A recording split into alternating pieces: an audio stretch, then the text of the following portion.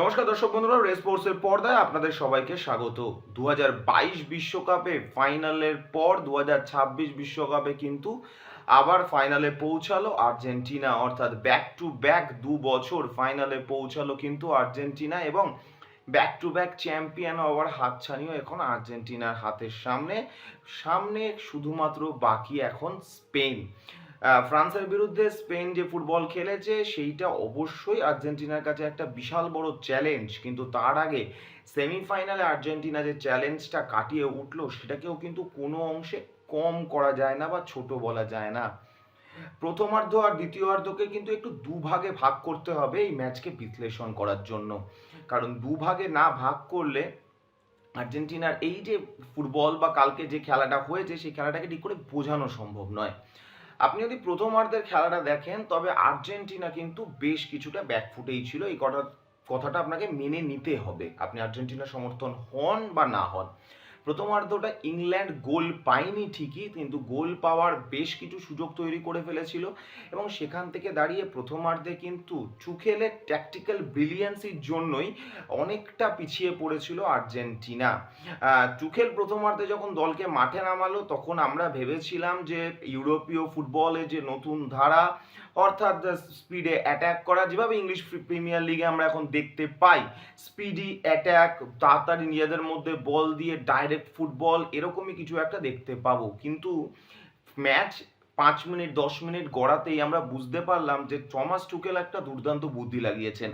তিনি বেসিকে ফিরে গেছেন, একদম বেসিকে ফিরে গেছেন। তিনি ইংল্যান্ডের যে ফুটবল, মানে যেই ফুটবলটা ইংল্যান্ড থেকে সারা বিশ্ব শিখেছিল, তাদের ওল্ড স্কুল ফুটবল যেটাকে বলা হয়, যেই ফুটবলটাতে যতটা না পাসের অধিক্য থাকে তার থেকেও বেশি থাকে শারীরিক সক্ষমতা বা শারীরিক লড়াই, সেইটাতে ফিরে গেছে ইংল্যান্ড। এবং আর্জেন্টিনার অ্যাট্যাকগুলোকে তারা আটকাচ্ছিল, শুধু আটকাচ্ছিল না, তারা জাস্ট চেস করছিল, তারা আটকাচ্ছিল, নিজেদের অ্যাট্যাক তারা বিল্ড আপ করছিল, অনেক বেশি লং বলে তারা বিলিভ করছিল, এবং বল ওপরের দিকে বল দিয়ে দেওয়া, এইভাবে কিন্তু এই ওল্ড স্কুল ফুটবল স্টাইলে প্রথমার্ধটা খেলে ইংল্যান্ড। এবং সেই ফুটবলটা খেলতে গিয়ে আর্জেন্টিনা, যেহেতু আর্জেন্টিনা একটি কোপা থেকে আসা দল, এবং আমরা জানি যে কোপা আমেরিকা যারা ফলো করি তারা জানি যে শারীরিক ফুটবল, এই ফুটবলটা কোপা আমেরিকাতে কত বেশি করে হয়। সেখানে আর্জেন্টিনাও ভেবেছিল যে তারা কিন্তু একইভাবে, মানে ওই test your own medicine type একটা কিছু করে এটার উত্তর দেবে, কিন্তু দেখা গেল প্রথমার্ধে যে সেটা সম্ভব হলো না। আর্জেন্টিনার দলের থেকে শারীরিক সক্ষমতায় কিন্তু অনেকটাই এগিয়ে ছিল ইংল্যান্ড দল, এবং সেইখানে দাঁড়িয়ে বারবার কিন্তু হোঁচট খেয়েছে প্রথমার্ধে আর্জেন্টিনা। দ্বিতীয়ার্ধে, প্রথমার্ধে 0-0 গোলে সাজঘরে ফেরার পর দ্বিতীয়ার্ধে হঠাৎ করেই বদলে গেল ম্যাচটা। আর্জেন্টিনার দল বা আর্জেন্টিনার থিঙ্ক ট্যাঙ্ক বুঝতে পারলো যে ঠিক এইভাবে লড়াইটা করা সম্ভব নয়, আর তার জন্যই কিন্তু বদলে গেল পুরো ম্যাচের চিন্তা ভাবনা, এবং বদলে গেল আর্জেন্টাইন চিন্তা ভাবনা, আর্জেন্টিনা দলের চিন্তা ভাবনা। তারা অনেক বেশি পায়ে বল রাখতে শুরু করলো, যেটা তাদের খেলা, যেটা 2022 বিশ্বকাপে যে ফুটবলটা তারা খেলে বিশ্বকাপ ফাইনাল খেলেছে, চ্যাম্পিয়ন হয়েছে, সেই ফুটবলটা তারা অনেক বেশি করে খেলতে শুরু করলো, তারা তাদের পায়ে বল রাখতে শুরু করলো, এবং এখানে কিন্তু আস্তে আস্তে ম্যাচ যেন ঘুরতে শুরু করলো আর্জেন্টিনার পক্ষে। আর্জেন্টিনার পক্ষে ম্যাচ যদি ঘুরতে শুরু করার এটা প্রথম পয়েন্ট হয়, তাহলে দ্বিতীয় পয়েন্টে কিন্তু অবশ্যই বলতে হবে লিওনেল স্কালোনির ট্যাকটিক্যাল ব্রিলিয়ান্সিতে টমাস থুকেলকে টেক্কা দেওয়া।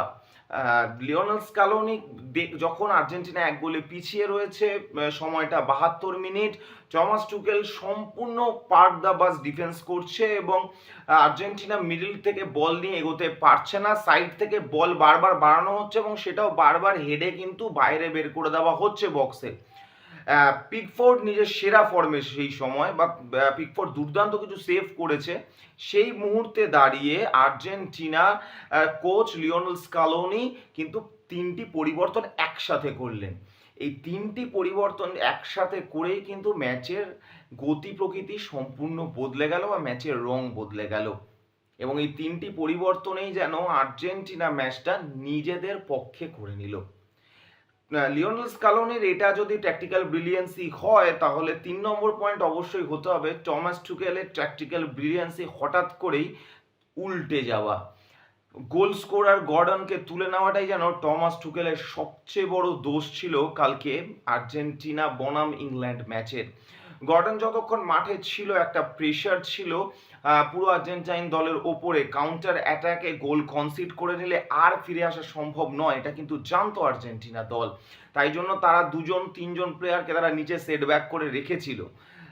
সেইখান থেকে দাঁড়িয়ে গর্ডনকে উঠে যাওয়ার পর যখন পুরো 10 জন এবং 11 জন মিলে ডিফেন্স সাজানো শুরু করলো ইংল্যান্ড, তখনই যেন চেপে বসলো আর্জেন্টিনা। এবং তারপরে আর্জেন্টিনা যে ফুটবলটা খেলেছে শেষ 15-20 মিনিট, সেটা অবিস্মরণীয়, সেটাকে নিয়ে কোনো ব্যাখ্যা করা সম্ভব নয়। সেটা আর্জেন্টিনার মতন দলই খেলতে পারে এবং একজন বিশ্ব চ্যাম্পিয়ন দলই সেই রকম ফুটবল খেলতে পারে। 3 নম্বর পয়েন্ট যদি টমাস টুকেল হয়, তাহলে 4 নম্বর পয়েন্ট যাকে নিয়ে কথা বলতেই হয়, সেই মানুষটাকে নিয়ে কথা বলা প্রয়োজন, সেই মানুষটার নাম হলো পিকফোর্ড। আর্জেন্টিনা বনাম ইংল্যান্ড ম্যাচের একজন যদি হিরো বেছে নিতে হয় ইংল্যান্ডের দিক থেকে, তাহলে অবশ্যই সেটা হবে পিকফোর্ড। পিকফোর্ড যে দুর্দান্ত কয়েকটি সেভ করেছে আর্জেন্টিনা ম্যাচে আর্জেন্টিনার বিপক্ষে, সেখান থেকে দাঁড়িয়ে পিকফোর্ডকে অবশ্যই বাহবা দেওয়া প্রয়োজন। এবং কোথাও গিয়ে মনে হচ্ছিল যে হ্যান্ড অফ গড নিয়ে যে ইংল্যান্ডের এত সমালোচনা, সেই হ্যান্ড অফ গড হয়তো ভগবান এবার পিকফোর্ডের কাছে দিয়ে দিয়েছে এবং পিকফোর্ডের হাত দুটো যেন ভগবান চালাচ্ছে, এরকমই মনে হচ্ছিল। সেইখান থেকে দাঁড়িয়ে পিকফোর্ড শেষ পর্যন্ত পরাস্ত হয়, একবার নয় দুবার পরাস্ত হয়। কিন্তু এই দুবার পরাস্ত হওয়া ছাড়া পিকফোর্ড যে ফুটবলটা খেলেছে, ফুটবলটাকে মনে রাখতে হয়।